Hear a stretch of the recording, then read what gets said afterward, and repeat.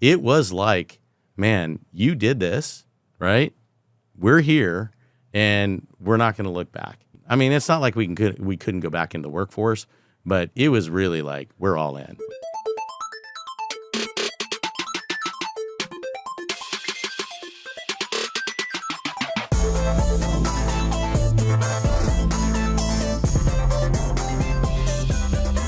Well, welcome back to Human Expeditions. We're on the road now, so we're starting to bounce around a little bit, and we're sitting at Core Vantage with Mr. Charles Ernst. So thanks for letting us use your little abode here. It's a pretty nice place you got. Hey, thanks, Tim. I mean, I got to give all the credit to my wife. You know, she guess what? Looked it up on YouTube and then put this thing together. Well, either way, you're a smart man for doing that. You know what? You handled that well, so good job. Well, I've been coached up a little bit. So, real quick, just a little tidbit about what do you guys do here, and what makes it different? So, we're an insurance agency. We specialize in employee benefits, workman's comp, anything that really has to do with companies offering benefits to their employees. And it's been, quite the journey, with some of the regulations and everybody's freaking out about in California. Yeah, in California. But we really like to work with employers, and the idea is it's very high touch, high tech, and we look at not only the companies as our customers, but the end users, the employees as our customers as well. We want them to have a great experience. Yeah, that's awesome because I know in talking to a lot of business owners and just personal experience, I don't know when it happened, but it seems like people feel invisible these days, right? Like you go into some place or somebody, you sign up for a service and then you don't hear from the insurance guy again until the next year where it's renewal. Yeah, it's like, oh, hey, buddy. It's like, yeah buddy.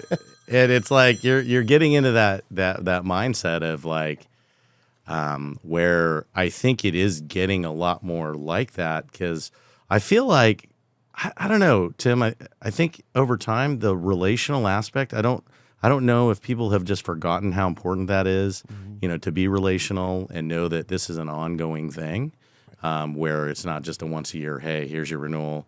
What do you think? No, I think that's exactly what happens. So as I kind of prefaced that, the whole idea of Human Expeditions is to go through people's unique stories because as I've met a variety of business owners, there's a misconception out there about being in business. Right. And, you must have been born with a silver spoon or you had a leg up. And when you dig into people's stories, you find out that that's not the case, right? It's the ebbs and flows of life. So with that, I like to go back and start with your childhood. So just growing up, like what was your initial childhood dreams of, I want to be when I grow up?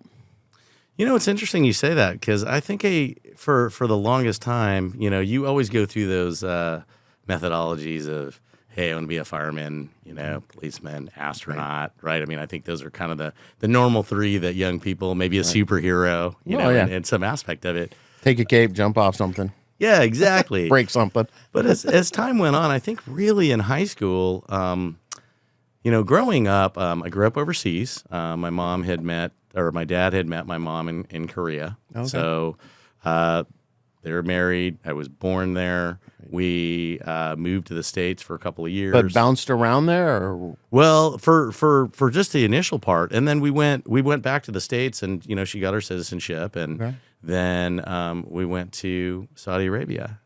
And my dad worked for the government. He worked for dry Core heat. Vantage. Yeah, a little bit of dry heat. It was quite the experience, right? Because you went over there and then you were put up in a compound. You get a car at the motor pool. It was different. We stayed there for about 4 years, and I went to an international school, so it gave me a lot of exposure to different cultures, different people.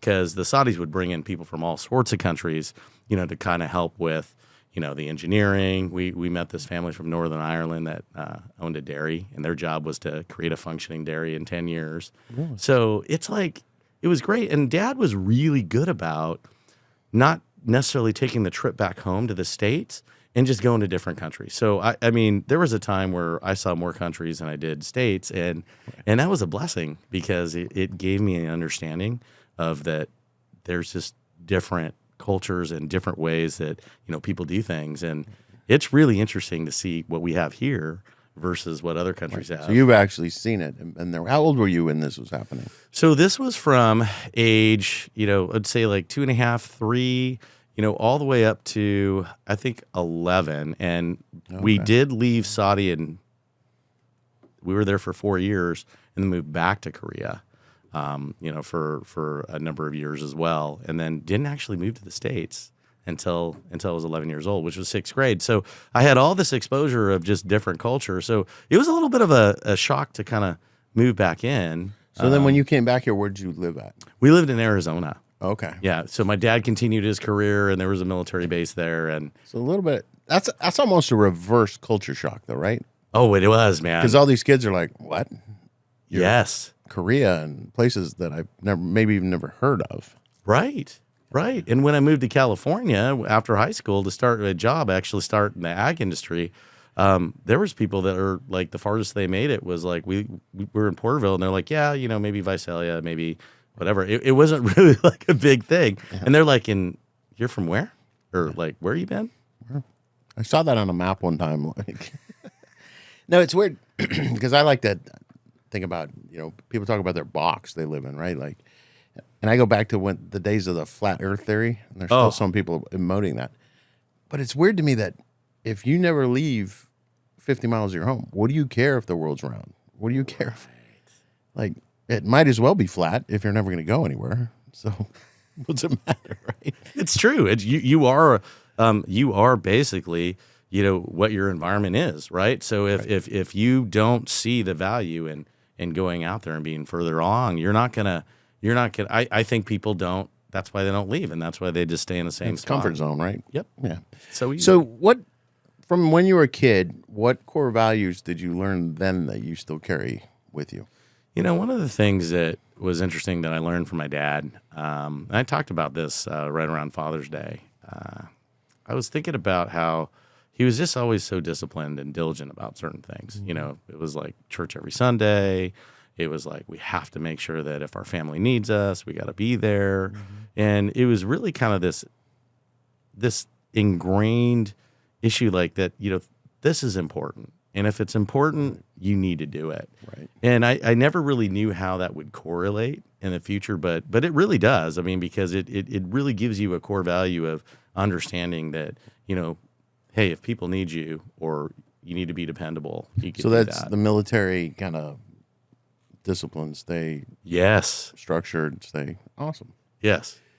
So then, all right, so through all of that, and especially moving here, I think one thing that we all share as entrepreneurs is overcoming obstacles, right? Mm-hmm. So were there ever times, especially when you came here with your experience, of feeling stuck? Oh, absolutely. There was many a times. I think in my career, I started, I mentioned I went to work for family. Mm-hmm. I think my dad's sister married into a citrus family, and I worked, and that was another good work lesson because I had to work 14-hour days, and when you're packing fruit, I mean it's not the easiest work, right? So you had that air conditioning, and you had clean air. Get here at 6. Everybody else gets here at 7, and then you go home an hour later, and you got to just sit in this machine all day long and put glue and make sure that it works and doesn't get. And I did that, and then in the summertime it was kind of weird because they had to find stuff for you to do because it's out of the season. Oh, yeah. And but here's the reality check in feeling stuck is that was when I had my first child. And I got laid off because there was a freeze. And, I was family, but I was distant family, and there was other priorities. So I went to school. So welcome to adulting. So I'm sitting here and I'm going, man, this is crazy. So I said, okay, well, what I'm going to do? So I went to school and, did some different things. But that was the first real time where I was like, man, I don't have, the element of control. But like when you're young like that and you're thinking, okay, everything is in order and it's supposed to be happening this way. Till it's not. Till it's not. And it's like, man, and I'm even family and I'm getting the boot, right? Because, not whatever. Close enough family. You're one removed. So that was a pretty big lesson, being married and at that young age, at 23. Yeah, that's really good. You hit the high school years. What about like setbacks and adversity? Well, it's kind of let's go back to culture shock, because I think you kind of brought it. It's like a reverse culture shock.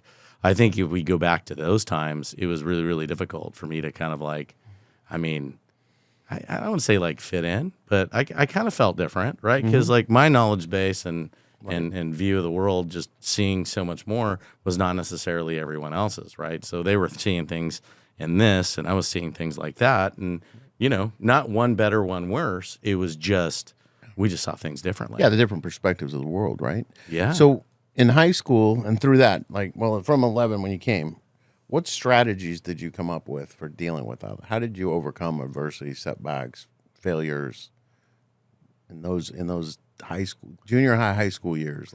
Well, I'll just be honest. I wasn't perfect at it, right? Well, there goes my illusion of you. Jinx.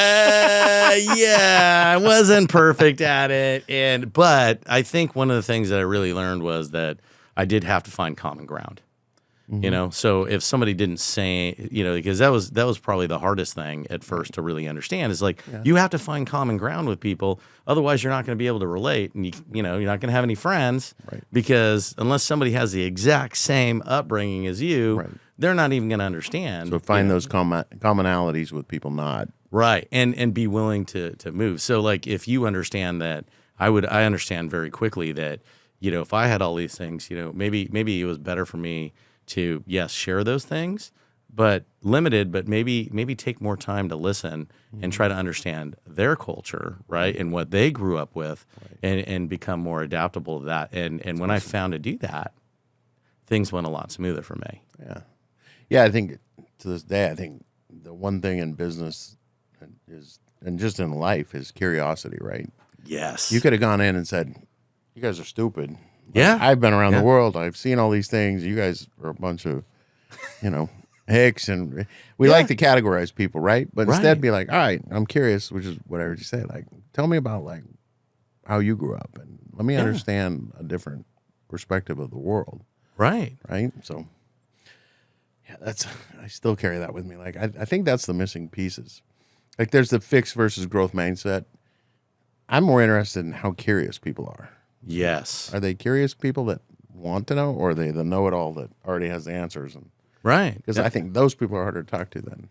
Oh, I would fully agree. And I think to your point, it gets to that moment where, are you really going to find some common ground, or is some, and people get turned off, right? I mean, it's interesting. There's a lot of studies that people just shut down. If somebody comes in like that and just wants to dominate, their point of view. Yeah, I still do that with people, even highly intellectual. If they start going down a pathway and it's like, oh, okay, you're just locked in on this, there's no reason to have a conversation, right, about that topic, because you already know it. So why talk about it? Absolutely. So then, all right, so fast forward, get out of college, 23, have a kid, start adulting, and probably still to today, but I think all of us, I know all people, and especially entrepreneurs, there's that struggle within, right? There's that, whether it's like in internal battles, right? Right. The voices that, right. Because we have our subconscious talking to us. There's our illusion of what life was going to be like, but it's not. So with those inner struggle, what were yours at that time? Like those internal battles you were having, like. Well, I mean, I think a lot of it was just trying to figure out, how to be a responsible human being. Now I'm married. I have this kid, and I'm straight up tell. The day that he was born, I went home and I cried. I cried, and I was like, oh my gosh, I am responsible for this, life, and this is my son, and I have responsibilities now, and I got to quit, fooling around. And I think, getting laid off during that time was kind of a harsh reality. And then going in, so went and found another job, got in technology and so on and so forth. And we won't go into all the details, but what ended up happening is during that time, my mindset automatically shifted into, hey, I got to do whatever it takes to provide and move up and do things. And that's why I chose, sales. And it was B2C at that time. But I knew that if I continued to do that, and I drove an hour every day and commuted because you had to do, come to Bakersfield. I lived in Porterville. And And then I got a harsh reality that my first wife didn't really like that. And there was other issues too, right? I mean, we don't need to get into, but she ended up wanting to have a divorce, and so that was another thing. And then on top of that, after that all kind of settled up, basically I got laid off again. And I thought, man, here comes another blow. Just start snowballing on you. Yeah, but at that moment, I think, Tim, I thought, you know what? I am tired of not being, somewhat in control. I mean, I don't believe that you can control anything, but I do believe that you can go to a direction and go in it and set a goal. And I said, I'm 25, and by the time I'm age 30, no matter what, I'm going out on my own. Right. And that was something that I set forward with. And then everything that I did after that was to learn, right? And so, understand. Yeah, that's another one of the things is when you decide to carve your own path, right? Right. To start, hey, it's time for me to look at what I really want. And a lot of times, well, you mentioned the break was that, like, okay, I've got to really get this going.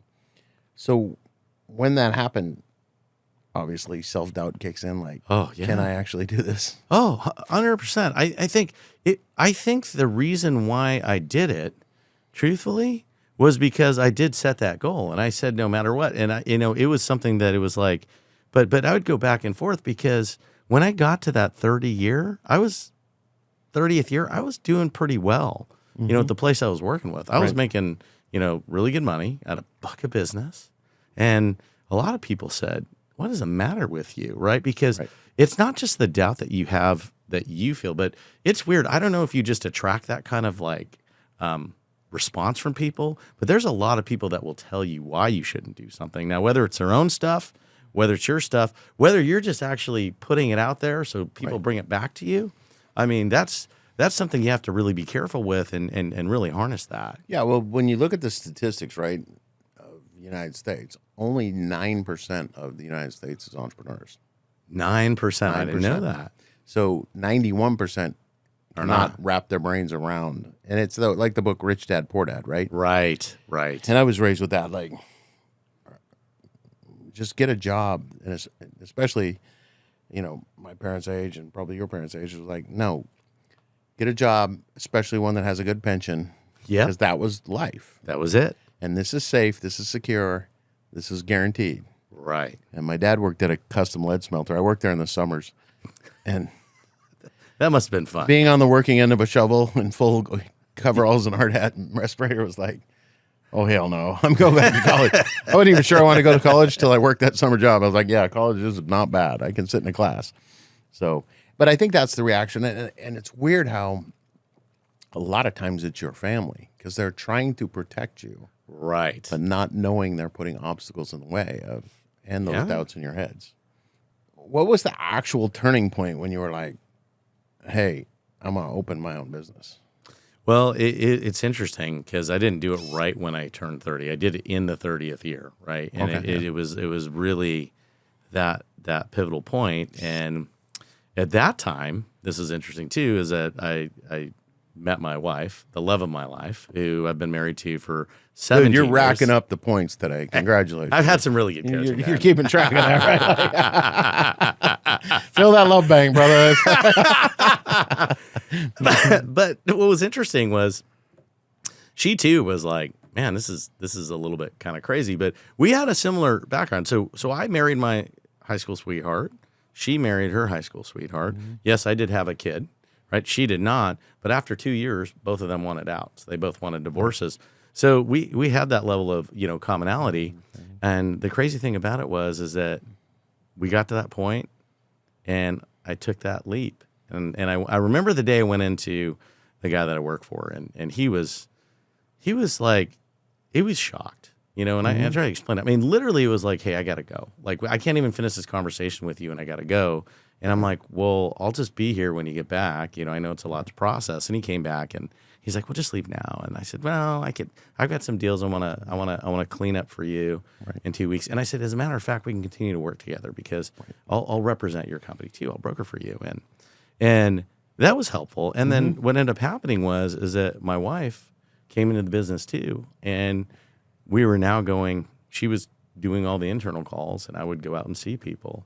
And now both of us were committed. So it wasn't like oh man, sometimes people will have one of the spouses, they're working a job, right? And they're bringing in the steady income. This was like, man, we're both jumping in with both feet, right? Yes. And you got the mortgage, and you got the kid to support, still, right? And all of that. It was and now you're newly married. So, but that was a push. Stressors, right? I think if you go back to the stress index, yes, I think you guys hit all of them in a year, right?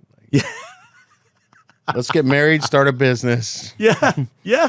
Move in together. Yep. Just do it all. Just flip it all. Yeah. Just do it all. Why not? And so would I say that is the formula? I don't know. That was just the way, but it was like, man, you did this, right? We're here, and we're not going to look back. It was like one of those moments. I mean, I don't know if you call it the burn the ships down. Cortez did, right? Hey, we're not going back kind of a thing. But I mean, it's not like we couldn't go back into the workforce. But it was really like, we're all in, right? We're going, and it took a while, and there was a lot of sleepless nights, a lot of roadblocks, because this is what I know you understand as an entrepreneur, but we don't always have it all figured out. I mean, sometimes the way that we think it's going to go doesn't necessarily go. I think for sure. I think as we were talking about a little bit before, like athletes talk about mental performance. One of my favorite things that I read when I was doing this stuff was, one of the keys of success in athletics is, mental imagery. Everybody teaches that. But this guy was specific to go, when you do mental imagery, expect the adversity, right? It's not going to be perfect. Right. So what are you going to do when you hit it? But for some reason in business, we don't talk about it. Yeah. Right? It's like, you're going to hit adversity. There is no clear path. Right. And it's going to come from places that you probably don't even really expect sometimes, right? I mean, that is and so can growth, right? I was reading this morning, I can't remember who was saying it, but it was a quote that your plan is your strategy, but your growth is going to come from the unplanned. Right. The things you didn't see until you get out there and it's like, oh, wow, yeah, I could shift over here, and here's a whole line of business I didn't initially have in my plan. Right. And can you pivot to that, or do you say, no? Yep. This is I'm following my plan to the letter.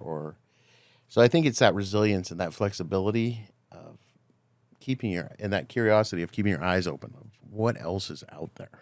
Well, and to be fair, to your point, I mean, you've got the external market conditions that are always fluctuating. Right. So you may not have a choice in the matter of wanting to do it your way. And if you can't be curious and flexible, I think that's a very valid point. Yeah, or something like a pandemic hits that nobody saw. No. And you saw a ton of, this is another statistic that I looked up was, and of all weird things they call it, I was trying to figure out what the failure rates of businesses were, right? Yeah. Especially, so I was looking online, and the government has a statistic, and they call it the birth and death rate. And I went past it like 10 times. It's like, no, why is this in the business section? That's actually a statistic that the U.S. government tracks, the births and deaths of businesses. What? And I didn't know that. It's a line graph, yeah. Like I said, 10 times I went by, and I was like, that's a weird thing to have in here. Yeah. So I finally opened it, and it shows like up until COVID, there was always like the businesses that were being born and the businesses that were dying. The businesses being born were always above, like 10% above the ones dying. So there was a constant growth of business. 2000 hits, and it's the deaths spike. Okay. And the new businesses dive down. Then 21, 22, you see a bunch of new businesses open because it was the recovery from loss. But in 22, 23, the deaths spike again because it was people that thought, oh, I'll go into business for myself without knowing how to do it. Wow. And ever since then, so if you go back and balance it, it's been flatlined since 2000. The death and birth of businesses. That's the government's interest in, we got a problem because we need more businesses coming in, so we have more people working, so we have more tax money. Right. So that's how I got involved in creating this entrepreneur program. They were like, how do we fix this problem? It's like, well, let's go back to the basics of setting up the right kind of business. Well, if you think about that, it's kind of interesting because you have that kind of going on if it filters out, like when you talk about birth rates and younger people and people having, more kids, right? Mm-hmm. And I mean, a lot of things are set up like for the government on that. Like, I mean, the idea of like Social Security, right? Mm-hmm. Like you're saying, right? They're supposed to pay in. Right. So at some If you don't point, have that bubble, we you get got all to- these baby boomers heading towards older. Social Security, right? Yep. We don't have the workforce behind it. To do that. Yeah. That's interesting that they actually track that. I mean, nobody ever talks about that. Isn't it kind of interesting how they don't? I mean, I'm sure they don't And want to find it, you have to dig. Wow. I mean, you go on that government, and it's, I guess, justification for all the government workers, but there are so many reports that you got to filter through to try to find what you're looking for. Wow. It's pretty crazy. All right, so business started growing, started feeling some success. How do you keep your inner compass headed towards your ultimate mission? Well, I think that's what I've come to the conclusion of, and I think this has to be a continual growth pattern, because I think a lot of people think, hey, once I get to this certain point, man, I'm just it just cruises. That's unrealistic. I just got to get to this level. Yep, that's not true, because you always have the external factors, and I call them like the macro, right? And then you have the micro, you have the internals. But I think what happens is life continues to happen. So you have to be like well grounded into getting back into, and I think you and I had talked about this. Like, I find that being routined and disciplined, like going back to that whole military, like That core thing that still core coming thing coming through, has really been beneficial, because at some point, yes, you will deviate from that, but if you can find your way back there or be aware, the subconscious, you brought that up, to like, oh man, I'm off, pull back here, and redo. And I do believe that the subconscious has this ability to like, yank you back in. And then if you redo the movements, right, it's kind of like, you're a physical therapist, right? And you're kind of training things. If you can get back down to that center, then you can at least learn how to move forward again. Right. Yeah, in the physical therapy world, the big thing that I try to get new therapists to understand is all we really do is compensation patterns, right? And I think it's the same in business, that when you have an injury, certain muscles become weak, certain muscles become tight. If you don't fix that initial problem, you're strengthening what's already strong, but you're not rebalancing the body the way it needs to be rebalanced. Absolutely. So you got to stretch those tight muscles and strengthen the weak muscles. And I think it's in business, we tend to do the same thing, right? Like, oh, this is my strength, so I'm going to really lean into my strength. Right. Yeah. Hey, I'm really good at this one thing, but that may not be what your business needs at that given moment. Right. It may be something that you think you want it to work, but that's where we go back to that. Yeah, it's because it's that subconscious thing, right? Like, man, I know I'm really good at this. And it's telling you, like, dude, do that. Yeah. Do that. Just do it. Just do it. And I think another thing too is I think as we get more experienced, we have to also understand that there are going to be things like that we're not good at, that we should either complement or find other ways to balance out. But I will say that there has been times where, and I don't know if you ever felt this way, but like things are going kind of good, and you kind of want to come and just shake it up a little bit, and it's just a weird thing, right? I do it all the time, man. I tell people all the time, when things are smooth, that's when I'm the most nervous. Right. Because I know something's coming. Right. So, yeah, you intentionally do shake it up occasionally just to test the system. Like, and just so everybody sees, like, oh, wait a minute, there is other stuff that could come. Right. Fracture and or knock whatever you it off. is. Yeah. So what about, because remarried, have a child, and there's this weird perception of this life balance myth. Like, so how do you handle like family, especially with your wife in the business with you, right? but turning it off for family time too? Well, that is a difficult thing because depending on the stress level or what's going on, right? That becomes really cool. But I want to go back to that whole discipline thing again, where it's almost like you have to understand so if it's a balance issue of family time, there has to be a discipline of that too. And it's going to feel weird at first. I mean, whenever you're recentering, whatever you want to call it, getting back into your normal routine. So that again is now one thing I've learned and my wife has learned, like when we had, our first, not, failed marriages, right? Where there's is the communication stuff. So that's one of the things that we do well is we communicate, probably even over communicate more so. And most people are like, man, I don't talk to my spouse that much. But I think recognizing, what that pattern was, and if we can figure out what that is, even if we don't necessarily like what each other has to say in that moment, but if we can usually get through that part, then we can really identify what the issue is, and then come to a conclusion of how that balance needs to be. I think, discipline everybody talks about, and the 10,000-hour rule and all that stuff. Yeah. But I think the missing word for a lot of people is deliberate. Yes. It has to be daily, deliberate discipline, not, I'm disciplined. Right. Okay, great, but is it deliberate? Are you working on things you need to work on to get better? Absolutely. It's like that David Goggins, right? Oh, yeah. Yeah, love that guy. He has just crazy thing. But it's that whole idea of, look, if you're not uncomfortable, you're not growing. Right. So as soon as you get comfortable, you need to find something that makes you uncomfortable again. Yes. Right? Yes. So, and on balance, my personal philosophy that I came up with a long time ago is, having gone through all the physics classes and all that stuff, therapies, it's all based on the fulcrum, right? Right. So the fulcrum, in order to get balance, it has to be on a fulcrum. The problem in life is the fulcrum keeps moving. Yes. Yes. Family pressures pull it one way, business pressures pull it the other way.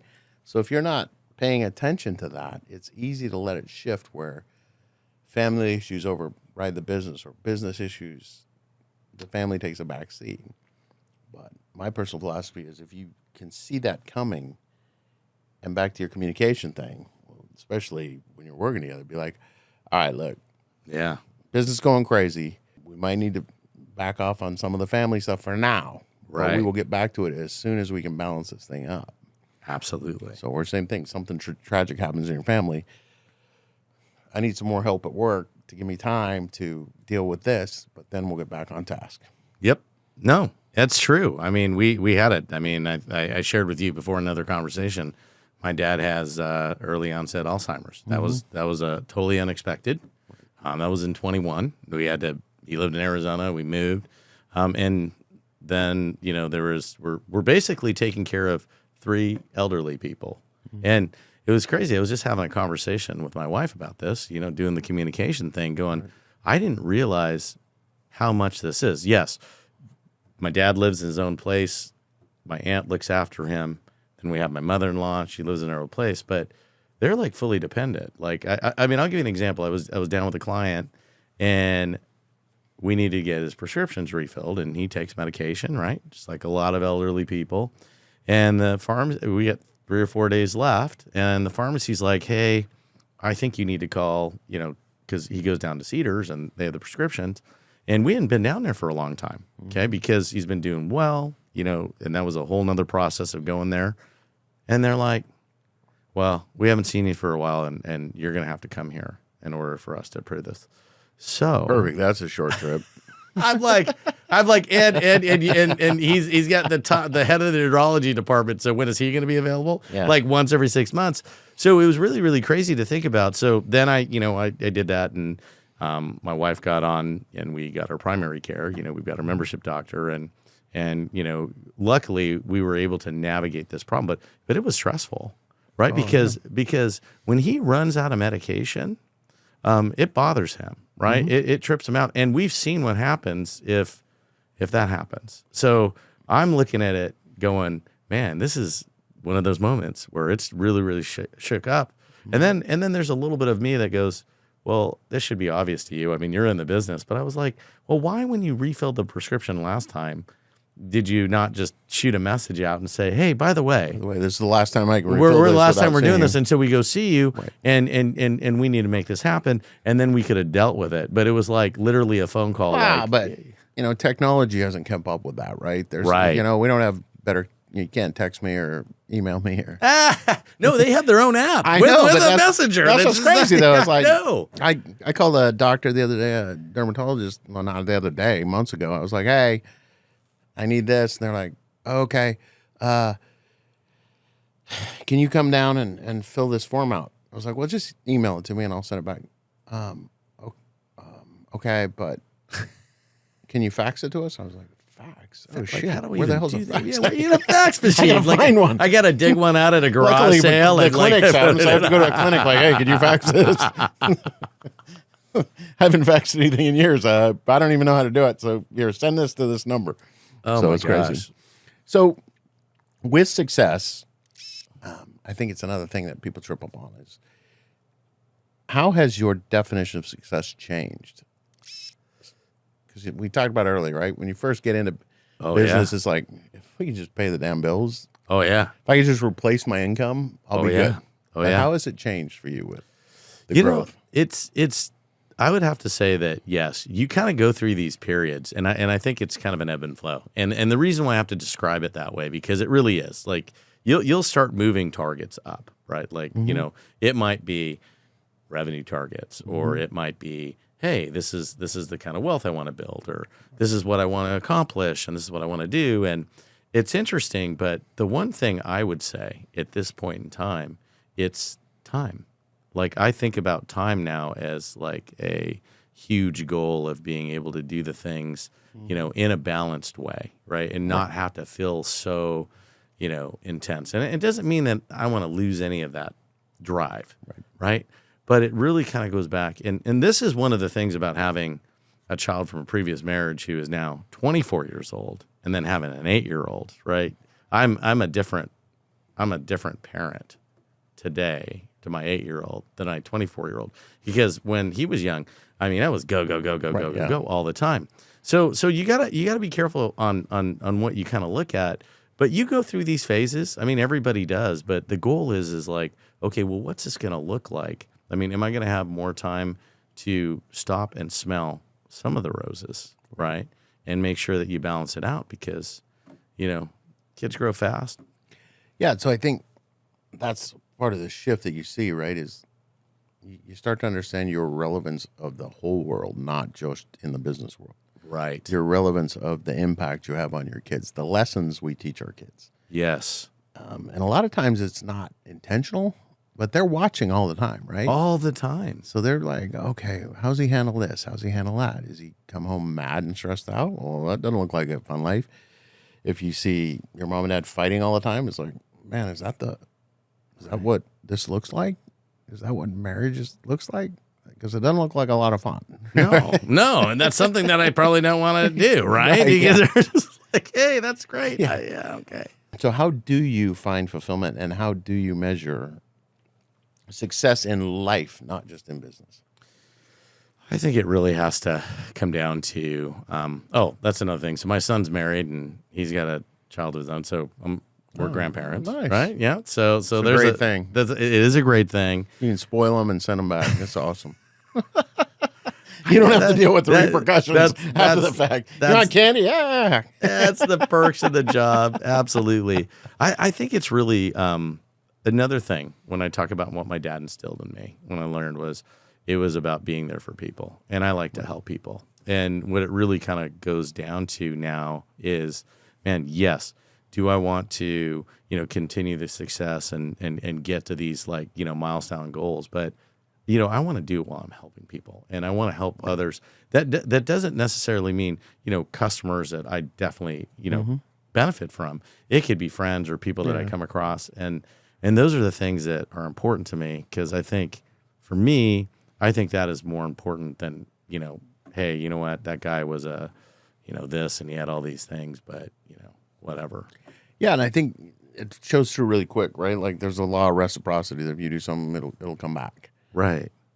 But there's a thin line between reciprocity and quid pro quo. Yes. Right? Yes. And And once you become aware of it, you start to see, well, is this person helping me because they expect something back? Right. Or are they just helping because they're a good person? And I tell people, like, again, with these laws, I look at them and go, they're missing a key point. And with the law of reciprocity, I think it's, if I help this person and don't expect anything, they might not reciprocate, but it might come around through somebody else. Right. Right. So, but when you expect it and then you get mad that, oh, I did this for this person and they didn't, it's like, no, that's quid pro quo. Yeah, that's different. That's not the same thing. That I'm going to get something back out of this, because I think people see through that pretty quick. Like, oh yeah, you're doing this. Yeah. It's hard, and I think when you have that younger generation, and if it's like the same thing you said, if somebody's witnessing all of this type of behavior and they don't understand, the fine line of what this is, I think it gets a little confusing to folks, and that's problematic. And that's it's interesting because we look at when we talk about some of the macro stuff that's changing, it is a, I don't want to say it's like a changing of the guard, but you're getting like, I feel like people like in my age category and up, I mean, have a different set of like understanding relationship better. And I'm not saying that all young people don't, but I do see that there is like a very transactional, and maybe when you don't have to spend a lot of time with people, and because people are communicating via text and they're not having to actually get to know someone, it's more like, okay, well, why are you talking to me? Well, you're talking to me because, they want something, or vice versa. And it's and I'm not saying that isn't ingrained in human nature at even older categories, but you want to make sure that continues. No, I totally agree. I think part of my concern with the younger generations is that, yes, it's communication, but if it's all via text, emails, you miss the little nuances, right? You're trying to read emotion into what somebody's writing. Oh boy. And then, so we tried to replace that with emojis, which makes it even more confusing. Like, the hell was it? Have you seen how many emoji choices you have now? I mean, it's like, who spent all that time creating that? Exactly. I'm just saying. Somebody with a lot of time. So, one of my favorite questions, if you could go back and talk to your 18-year-old, 17, 18-year-old self right out of high school, what would you tell yourself about where you are and what's going to happen in the future? I think what I would say is that you would, this is going to sound funny, but I would say don't take yourself so seriously. And the reason why I would say that is I remember going back there, and it wasn't like a pride thing. It was just like I was very hard on myself, right? Okay. Because because I had this mentality that I had to do these things, for these reasons, et cetera, et cetera, et cetera. And one of the things that I probably did a lot of was, man, if I'd screw up, man, there was a bigger critic than Charles Ernst than Charles Ernst. And we are our own worst enemies all the time. 100%. But that, I think, really stunted growth. That kind of, I mean, we are where we are. I mean, I believe that. But if you were to say, hey, if you could actually go back in time and say, hey, let me change the trajectory a little bit for you, I would say that. Don't take yourself so seriously that, you are incapable of making, you shouldn't be making mistakes. You shouldn't screw up. You shouldn't do that. Because I think when you get in that mindset, it can be detrimental to growth, because part of the ways that we do grow is that we make mistakes and we learn from them. But if you're just chastising yourself because you did it and you're not really understanding why you did it, I think the growth would have come a lot sooner than it probably did. That's awesome. Yeah, I think so. 2 out of my 3 kids are married now, and I told both of them, and my youngest son is probably getting close if he gets off the way. Anyhow, but I told them both, when they were saying, Dad, I think I'm going to get married. And I told them and my daughter-in-law and son-in-law, I was like, look, awesome, but the one question you need to make sure you understand is, will you grow together? Right? So if one of you starts to grow and accelerate, is that going to be a problem? Wow. Because if you've got somebody that's stuck, like a fixed mindset, they're going to take your growth as something bad, Right. instead of being there to support you. So I said, just make sure that you know that you're not going to be the same person in 10 years, 20 years, 30 years, right? Right. So that's just part of the natural order. So if you're not going to be there to support each other through those changes, through that growth, then it's probably not a good decision. Yeah. Right. But just, and of course, it's like anything, you're the dad and they're like, oh yeah, whatever, dad. Like, Yeah. okay. No. Like, no, I'm telling you. And they've seen it now that, Yeah. and it is nice when the two have kids, and it's like, oh, Yeah. I told you adulting was going to happen, right? Right. All of a sudden, bills get paid. Bills have to be paid. Well, Yeah. Kids need everything. They need food. They need shelter. Yeah, it's like, at some point. Man, I didn't know this was this big of a problem. So awesome. So thank you so much for being on. I think it's an incredible story, and I just reflect back on how opposite it was, right? Because I was the opposite. I grew up in Montana, like small world, and I didn't get exposed to the world until pro baseball. Right. All of a sudden, I had the Whole new opposite. world. The whole world came, and I've got like people from all over the world, all over the country. I was like, wow. And instead of being like, these guys are a bunch of idiots, it was like, oh man, there is so much of this world that I didn't know. You were the opposite. You had seen it before, and then came and said, all right, now I got to fit in. So Yeah. congratulations on everything you've done. I really enjoy the times we talk because I love that mindset of flexibility and resilience, I think. But with the underlying foundation of that daily discipline of staying true. No, So congrats, absolutely. man. Thank you. Keep it Thank you for going. having me on the show. Absolutely. Appreciate you letting us use the digs. And No, absolutely. And, if there's anybody else that wants to, tune into our, podcast, we're, Hey Charles on Apple and Spotify.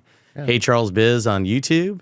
Charles Ernst on LinkedIn, and Hey Charles 77 on Instagram and TikTok. right, hit him up. It's good information. And the thing I like most about your approach is that questions up front. You don't come in with I have the answer. Right. It's like, all right, what are you dealing with? Let me find out where you're at, and then let me find a solution to what you're dealing with. Not, here's my solution. It fits for everybody. Right. Right. So, And that's how it should be. It I should, mean, but it's it's communication. Well, and Tim, I got to say, I really appreciate the fact that we got connected, and I've found so much value in our conversations, and I've learned a lot, and I just got to sit back and go, man, this is awesome to be able to have an opportunity to be able to share ideas and talk, and this is something that I would encourage people to do. It's like, hey, have a conversation, sit down, talk through some things.